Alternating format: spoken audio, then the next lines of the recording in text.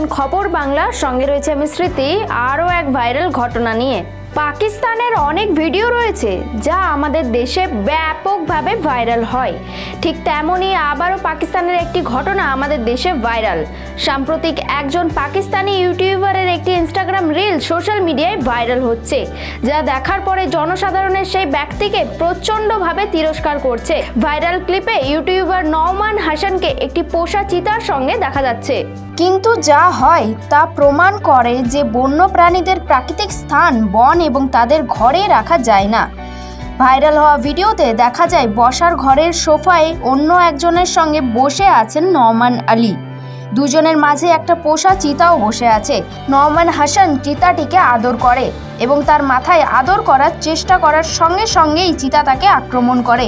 এই বিপজ্জনক দুর্ঘটনার পরেও নওমান এবং সেখানে উপস্থিত ব্যক্তি জোরে জোরে হাসতে শুরু করেন। নওমান হেসেও বলে, খুব বন্ধুত্বপূর্ণ।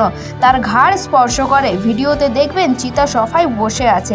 এই ভিডিও দেখলে সত্যি অনেকের মনে অনেক প্রশ্নই উত্থাপন করে।